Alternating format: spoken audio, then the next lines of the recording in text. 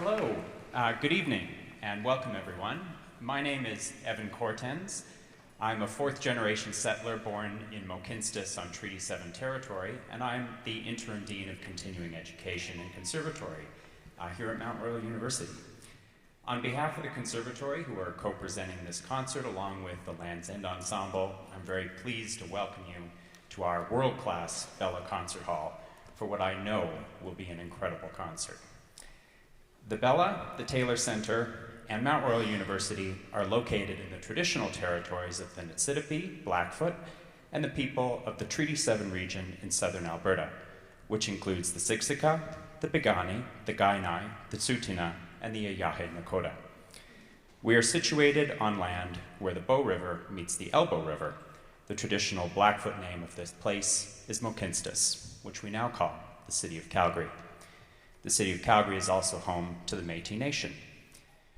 The Conservatory has a special place in Calgary's arts and music education scene, and we have recently welcomed our new director, Terry Clark, who's sorry he's unable to attend tonight. I'm very excited for what's coming next for the Conservatory, so stay tuned for that. And we'd love to see you at another event at the Taylor Center sometime soon. You can find info about upcoming events at taylorcenter.ca. And with that, I'll turn things over to Vincent Ho, Artistic Director for Land's End, who will tell you about the genesis of tonight's concert. Vincent.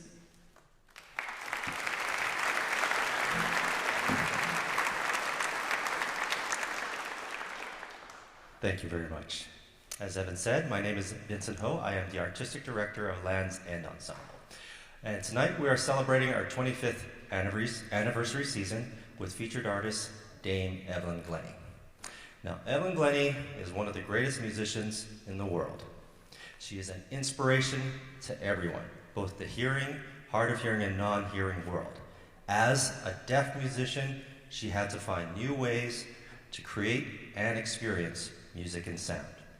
By doing so, she changed the percussion performance practice and the classical concert world by expanding the possibilities of musical performance, creation, and education.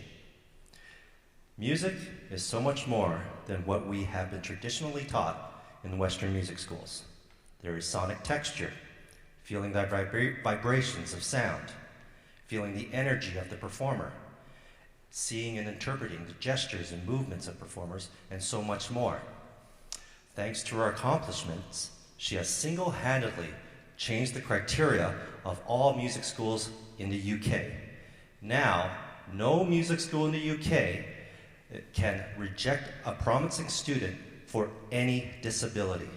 If a student shows promise and meets the criteria of the entrance exam, they must be given equal opportunity as a promising music student and not be discriminated against for any disability.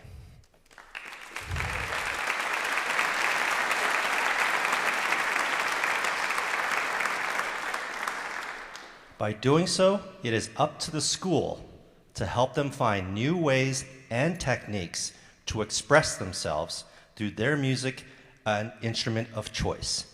This means the expansion of the performance practice of every instrument that will give hope to other future students with similar disabilities. Now, as a composer, I have been working with Evelyn for 12 years, and these past 12 years has taught me so much of what music can be and has changed how I compose and see the world. Through her, I have learned just how much of a rich world she lives in and how much we can learn from the deaf community. This is why we made this concert, a deaf and hard of hearing inclusive event. We have invited students from Calgary's Deaf and Hard of Hearing program here tonight, and they're among us in the audience. We welcome you.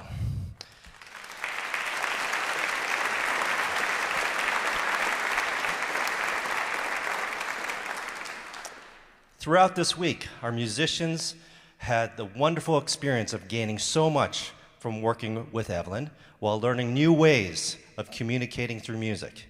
As well, we have commissioned several award-winning composers to create new works for tonight, so they may gain the experience of working with Evelyn, learning what she has to offer, and expanding their awareness of what music can be. So tonight is a celebration of music, inclusivity, and the possibilities that can happen when such communities come together and learn from one another.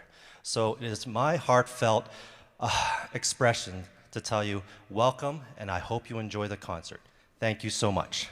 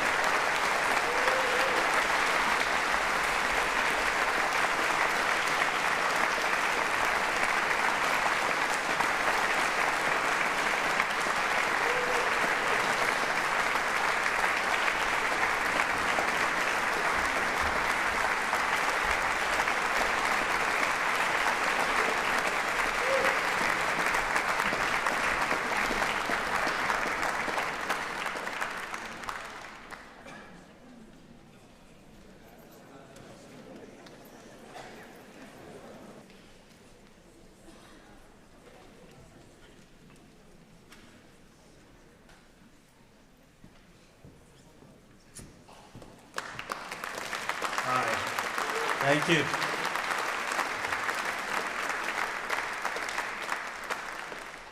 Thank you so much. I just want to share some other items. After tonight's concert, there will be a post-concert chat on stage that will involve Evelyn Glennie and the musicians. They will discuss the creative process about tonight's event, and you are free to ask questions during this post-concert chat.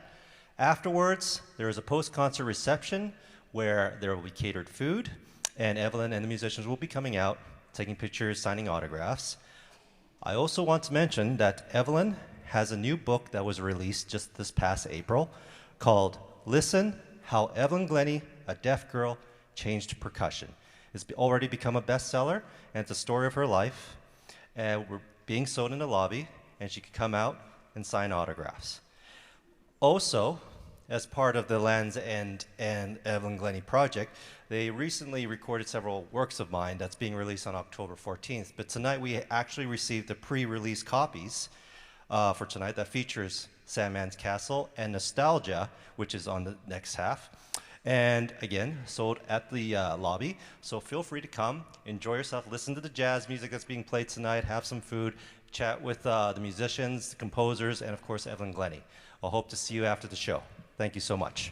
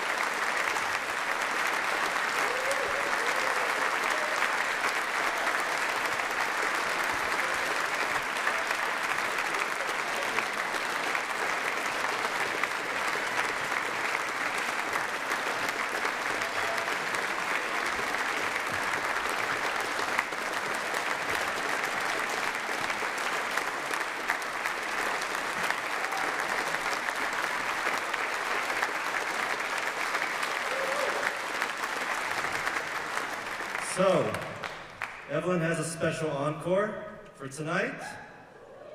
Bree. Let's give it up for Bree.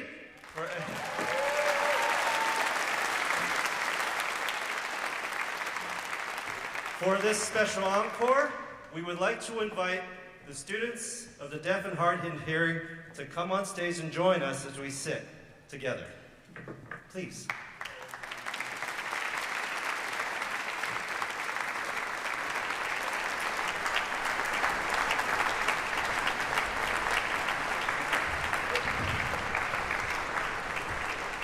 Please, come join us. Come join us.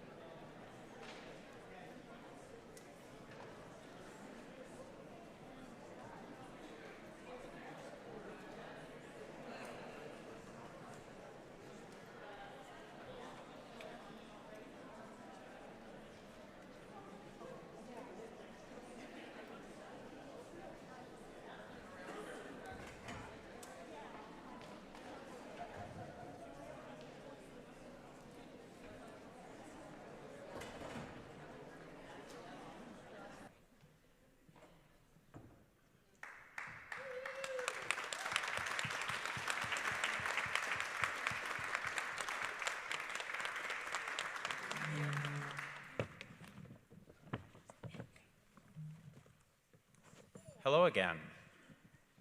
Well, I guess I'll sit in the chair that I put out for myself. Again, I'm Evan. I'm the interim dean, but I'm also a music historian. And one of the things that really excited me about stepping into this role was being able to be involved more in the performing arts. And I was really honored when Vincent asked me to moderate tonight's post-concert chat. So I'm very, very happy to be here. As Vincent mentioned, we will be taking questions from the audience, but while you think of your questions, I have 2 pages of questions myself, but I don't think we'll get to all of them. But I did want to start out by asking, so I'm a musicologist. I was at one time an oboist, so I have some familiarity with preparing and performing a concert, but nothing like this. This is a concert with 4 world premieres, fantastic music. I wonder, and it's a question for everybody really, if you can speak about what's your process that goes into preparing a concert like this, especially when you're dealing with world premieres. Maybe we can start with Evelyn. Well, thank you very much, and can I just say it's such a pleasure to be back in Calgary again, and thank you very much for attending. Goodness me, I think that you almost have to see every world premiere and the process as a fresh experience, because it's always slightly different, because it depends where it sits in your overall schedule, you know. So I obviously usually asked to have the pieces maybe 6 months before, but that's not always possible for various reasons. But that doesn't mean that you have 6 months with the actual piece of music, i.e. practicing it. It's just that, you know, you can look at it, you can decide on the setup. As a percussion player, that needs, you know, a little bit of time to digest, and making sure it fits with your body or my body, you know, and the size that I am, and so on and so forth. But I think really, you know, that once you've prepared your parts, that when we come together as a team, then you just have to keep your mind completely and utterly open, you know, because the thing about this type of experience is that it really is about teamwork, and it's about listening to each other, listening to ideas, being free to speak your ideas and to experiment with those, and that builds a sense of trust, I think, as well. And so there we are. I wonder then for the ensemble, for Beth, for Maria, for Susanne, as you come together then as a team, not a lot of time in advance, how is it like to then start to bring that all together into a performance? Well, it's first of all, it's very exciting because, and it's a lot of responsibility too. We feel in a way that we, we feel very honored to be able to breathe life into the piece of music that's just been written. And so we get together and we have a certain synergy, and we are always asking questions. Is this what it's looking for? We play it through, we adjust, we try things differently, we talk to the composer as much as we can via Zoom often. It's a collaborative affair, and it's kind of important work too. Great, thank you. I wonder, are there questions from the audience? I see a question back there. The acoustics in here are so fantastic that if you just stand up and speak loudly enough, hopefully we can hear you. First of all, I really enjoyed the concert. Excellent team, excellent performances. We heard 3 different duets with the percussion tonight. 3 very different pieces, very different instruments. And I have a question for Evelyn. Is there a particular duet or instrument that you play with as a percussionist that you find really interesting that we maybe can hear this evening? So the question was, there were 3 duets on tonight's program. Is there a particular instrument that you, Evelyn, like to play duets with more than maybe others? Or maybe that's like picking your favorite child. It is a bit, you know, I really have a philosophy in that whichever instrument is in front of me, that's my favorite instrument. Whichever piece of music is in front of me, that's my favorite piece of music. Whichever person is in front of me, that's my favorite person. So keep things simple.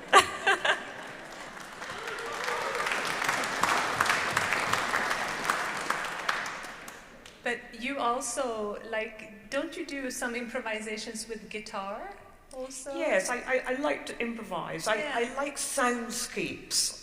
That's what I really enjoy, because then you can use a lot of unusual instruments that perhaps are not used in percussion concertos and so on, maybe because they're difficult to find or whatever.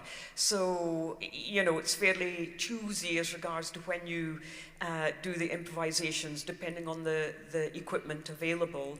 And I just would like to say that all of this equipment has come from various places within Calgary and Banff. And so I'm very grateful for that, because, you know, it's just not always easy to find these things, and, you know, other percussion players are so busy themselves. So, you know, part of this process is getting used to the instruments too, and how they speak and how they resonate, and, you know, what kind of attacks to use and what sort of mallets to use. So it is like having a first date with an instrument. Other questions from the audience? Oh, down here at the front. Okay. The final piece of the first half, I guess that was Sandman's Castle. It's a very expressive piece. I'm just wondering about the composition process behind that with yourself and Vincent. How much of the expression that was played was actually notated, or how much of it was just a discussion that's kind of brought out in music, if that makes any sense. So the question is about Sandman's Castle, the final piece on the first half of the concert, and our audience member is wondering about your process working with Vince on bringing that piece together. Specifically, how much of what's in there is maybe notated, and how much is maybe not? Mm-hmm. Yes, well, it's a very interesting question, because very often if percussion players... I heard my name. It's all notated.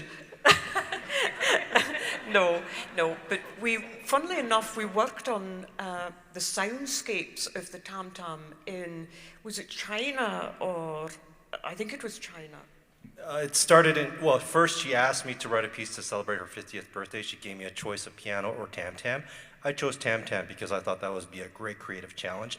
At that same time, we were touring in China, and the Shanghai Chinese Orchestra had this huge tam-tam there, and so she was playing around with it, and I took some video clips of that, and that's what started our initial creative discussion to happen in Shanghai. So.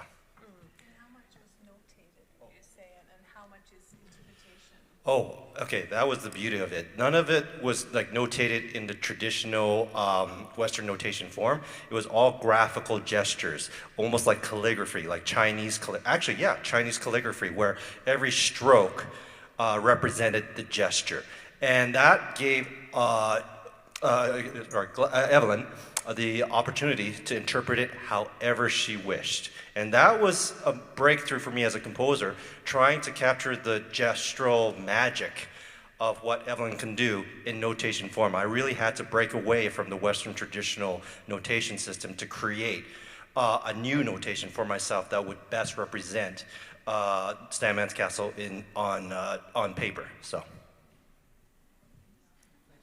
Great, thanks. And a bonus answer from Vince, too. Thank you. Bye-bye. Other questions from the audience? We still have a couple more minutes. Right over here. Both Lands and Ensemble and Evelyn Glennie have commissioned lots and lots of new work. When you speak to a composer for the first time, how do you ask for new work? Like, not the process, but when you are inspiring an idea, how much control do you take, or control do you So the question is, both yourself, Evelyn, Land's End Ensemble have worked with... Oh, sure. What was the question? Oh, yeah, working with composers. So what's the kind of creative process? How much control maybe do you have? How are you working with the composer in terms of bringing that new work to life? Or how do you start? What do you ask for?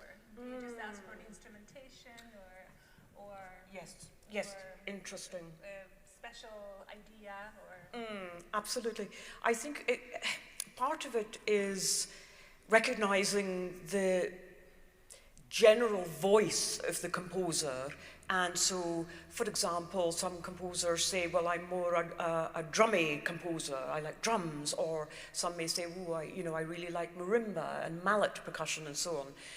So you have to really respect that and see where you go. I think for me as a percussion player, I'm always thinking about practicalities, and not for it to get out of hand. I did all of that and, an octave of kitchen sinks, back in my 20s and 30s. And I think as I've got older, it's just sort of calming things down a little bit. And that's important because there is a lot of energy spent in sourcing the equipment, getting to know the equipment. So I think that the criteria for the composers this time around was to really keep it manageable and, let's see what we could do with less instruments, but more, creative things. Yeah. Well, you have to really be true, as Evelyn said, to the voice and each composer's language and not get in the way of that, and really honor and that's kind of the charm of tonight, this concert. We don't know up until really a few months ahead what we end up with as a mix. And I think post-COVID, hopefully, it's really affected a lot of what was coming out from composers, I think, in this program, reflection and thoughtfulness and other elements in the world that's happening at the moment. And that process, you have to let that happen. And our job is to be vessels as much as we possibly can. To write for piano trio is actually extremely difficult. So there's a skill set that needs to be there, and an originality of a voice. And then we try to stay out of the way as best as we can, and just look for details and try to bring it together. Thank you. I think we have time for, let's say, 2 more questions. See one in the middle right there.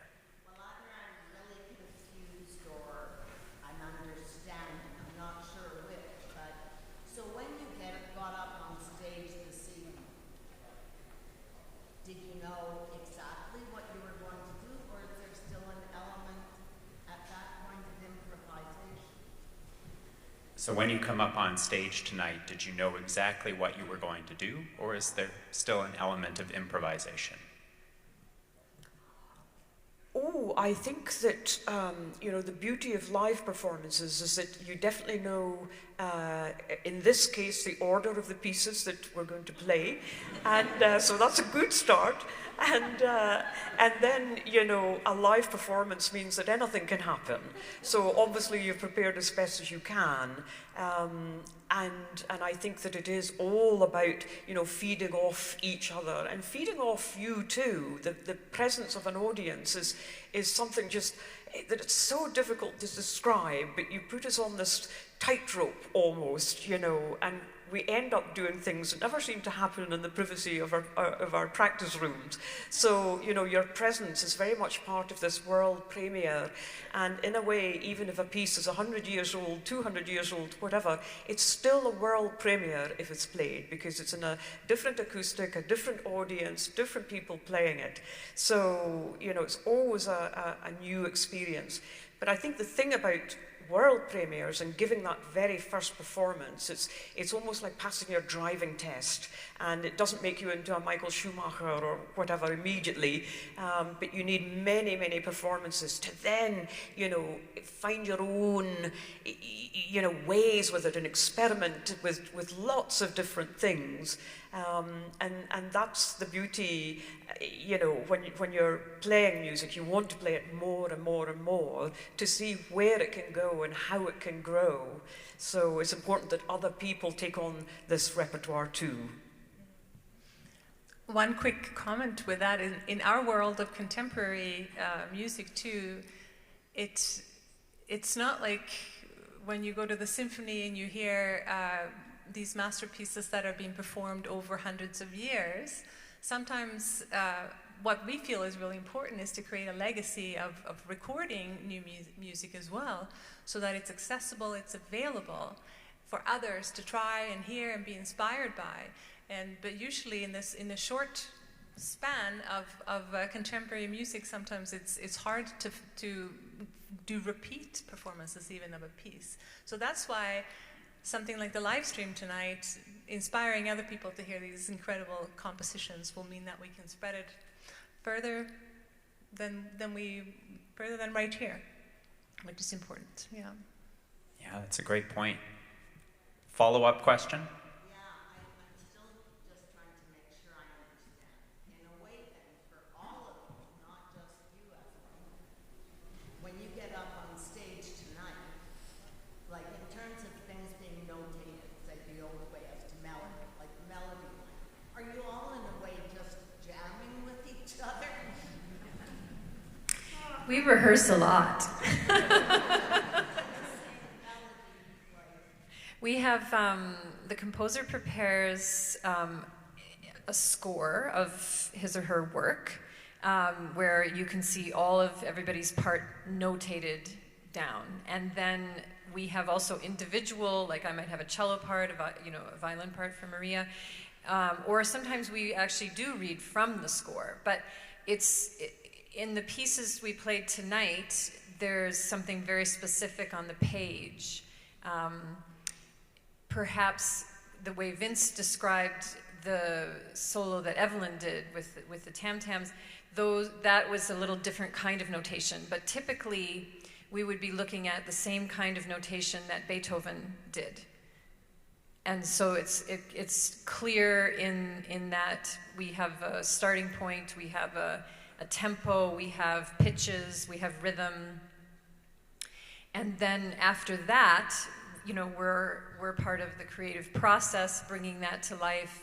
But we do rehearse a lot, and then, of course, as musicians, no matter if they're playing very old music or new music, there is a kind of level of spontaneity that happens in performance, and which is what we were describing a little bit as well, where you can feed off of another person's energy. It might not be exactly the same way that you rehearsed it, but that would be in the interpretation side of things, not the notation, not the not these concrete things. Yeah. Great. One last question. I see in the blue shirt first.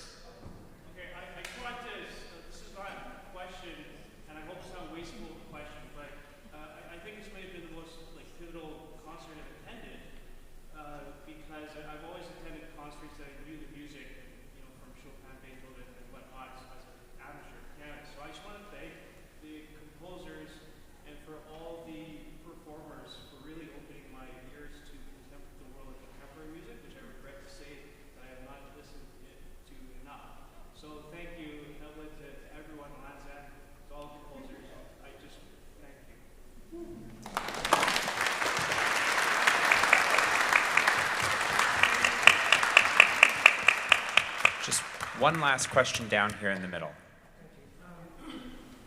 More of a comment than a question, but one of the things that I found very precious about tonight's performance is the attention to the end of notes. They're quiet, and sound moves into. And the attention take, the patience with the last note of a piece or the last note of a phrase, and how the music would come out of silence and go into silence. And I think that Evelyn, more than any other musician I've ever encountered, has attention to that. And I think it might have something to do with being a deaf musician. And I'd like maybe you could speak to that. So the question is, our audience member was particularly struck by the attention to kind of transitions into and out of silence, music coming out of silence and going back into silence. And he speculates that you, more than any other musician he's seen, have a special attention to that, perhaps because you're deaf. And he wonders if you could comment on that. Well, heavens, I don't know, but it is interesting in that, you know, I always feel as though the room that we're in is the instrument. So working with the acoustic and, you know, with percussion, you know, that each instrument speaks quite differently, but things need time to, you know, to just be digested for the audience, for the player as well. And I don't know, I think the beginnings, the ends, there's always something that needs attention, as it were. And in a way, silence is a sound, and it's a very weighty sound, and it has so many different emotions, you know, from being quite lonely to being quite scary, or being quite sad and sorrowful, or being quite tense. You know, it has all of these emotions that you can actually draw upon. And but I mean, heavens, I've just taken so much inspiration from Beth and Maria and from Susanne, you know, and how they just shape everything. It's just shaping.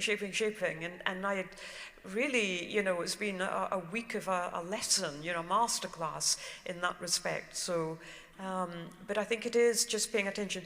For percussion players, we are inclined to just kind of forget, you know, when we sort of want to fill the gap with a movement. But actually that just trust the sound, really. Thank you. I think there was one more question. One more question?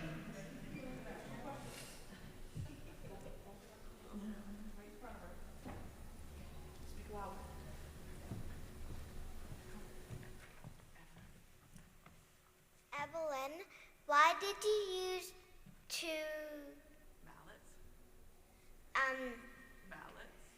mallet when you're playing? Two in each hand. Why do you use four? How and why do you use four? How and why did I use 4 mallets on the marimba and violin? It's a really, you know what? No one has ever asked that question before. So it's a world premiere there. No, thank you for that. Well, you know, interestingly, 4 mallet playing, so holding 2 in each hand, is quite a standard thing for percussionists to do. So it isn't just for mallet percussion, so marimba, vibraphone, and glockenspiel, that we hold 4 mallets. We can also use 4 mallets on drums and a multi-percussion setup. But it's because composers can write harmonies, chords, they can fill the sound up. So Susanne, for example, when she's playing the piano, she would use all 10 fingers. I wish I could hold 10 mallets.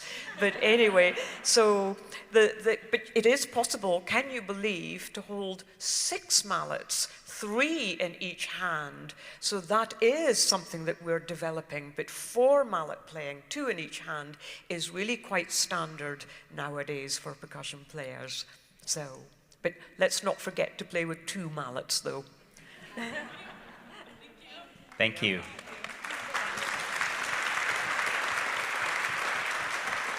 Well, Oh, sure. One more question? Or do you want me to read my questions?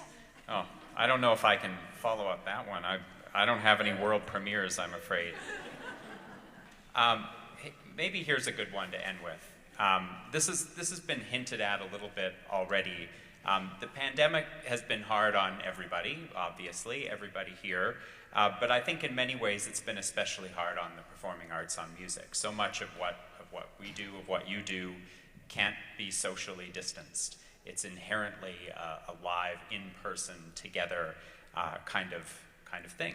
And I was struck by so many of the pieces on the program commented on this in one way or another. So asking a question for everybody, we'll start with Karl.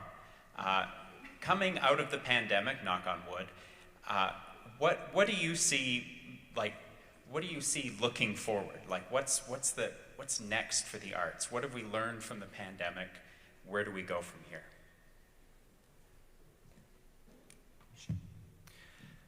I think that following the sort of emptiness of live performance that occurred during the pandemic, it's been a bit of a reminder that as we've returned to live events, live musical performance, of just how special these events are, and in a way that each time that, whether I'm attending a concert or on stage performing, collaborating with other musicians, that each time that we're performing, it is kind of like a celebration of the music and of life. And I think that having that taken away for a long time was a great reminder of that. So I think that in some ways that was a positive thing. And I think moving forward, I think we've all been challenged in the performing arts also to kind of reassess how our industries operate over the past few years. There's been a lot of change in the world, and I think that it's made being in a creative industry, it's shown us that we really do have to be evolving all the time, I think, really, and constantly thinking, how are we playing music and putting on events that is always new, always exciting, even if we're playing standard repertoire or contemporary repertoire? How are we being reflective of the world that we're living in? And I think that the pandemic and a lot of things that have happened over the last number of years have really just kind of put that under a magnifying glass. Thanks, Karl. Maria next. All right. I feel a little bit silly answering such a serious question when I feel like I'm dressed for Comic-Con. But, I don't really know if I am equipped to speak to the future for, the arts or performing in general, but I know that for me, myself, the pandemic really gave me time to miss performing and to feel the gap and the absence of it, which, growing up as a musician and then going to school and then you get your job and, and you're performing and you sort of take it for granted at some point because it's just normalcy. And when it's gone, when it was gone for me, I really felt like I missed it, and I felt like actually I had this opportunity to really think about what do I want to say as a musician, and what do I want to say also and feel as an audience member from missing attending events as well, which is a huge, source of inspiration when you get to see other artists and you get to, be inspired. So I guess going forward, my hope is that both as performers and as audience members that we don't lose that feeling and that sense, because it's very easy to just kind of, fall back into the same mold, and I hope that we kind of hang on to that feeling, because I think that is really, really important. Yeah. Beth? Both very well said, and I think for me, again, just from a personal standpoint, I think it's also performing is about community in a way, and it's really, as Evelyn mentioned earlier, the audience, people that are listening, and when we're playing live in the room, there's definitely an energy and a feeling that can't be replicated any other way. And I think, so that was obviously something that as we're coming back to being able to do live events more often, it's very poignant that we get to sense that again and understand the importance of that. Susanne, and then Evelyn. Yeah, it's just really echoing so many wise words that have been said. For me, I think the simplicity of what's happening right now is that there's magic in a concert hall, and not just because of what's happening on stage. We all really need each other.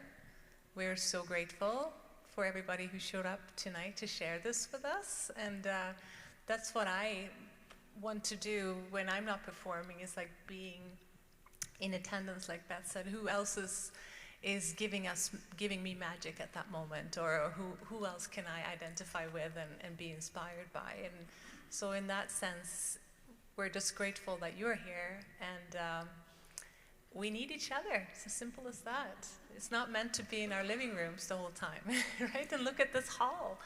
I mean, this is a special place. So we're all in it together. Evelyn, final thoughts for us. Well, again, I mean, I echo all of that too, and I think that because we were thrust into a situation whereby the world changed and we could actually name the date where it actually changed so dramatically, and there was this feeling, oh well, musicians will just play in their living room or in their kitchen, and that is a very odd thing, really. And I think that sometimes certain things can be taken for granted, and it just shows you how special it is performing live. And as you say, Susanne, you know, having the presence of you here, you know, just create something that would not happen in a living room. So, you know, but I think also there's a yin and yang to everything, and what I feel we've seen is a huge kind of awareness of what our music institutions are providing our students as regards to having a plan B, a plan C, and a plan D. And it's not necessarily just enough to play an instrument. And so being aware of certain aspects of technology, being aware of other avenues or other branches of the music industry, and perhaps making sure that some of this is fed into the courses now. Because I think a lot of people were a little caught out there. And of course, every temperament and character and so on will deal with the situation differently. But also I think that we've seen a wonderful surge of online educational sources, because it was so crucial to keep our youngsters in schools, you know, just engaged and making sure that they were playing, even if it was in their living rooms, you know, within their homes. But it was so important, and a lot of really interesting initiatives have started in order to support them. And I think also we've opened up and imagined lots of different types of performing spaces, not just a concert hall or a theatre, but, you know, really, how about out in the car park? How about, you know, in a derelict sugar factory or whatever it might be? So, you know, it's really thinking outside of the box. And I think the pandemic has created lots of different types of collaborations as well. So there's been positives for sure, but this performing live was the one thing that was certainly pulled from under our feet.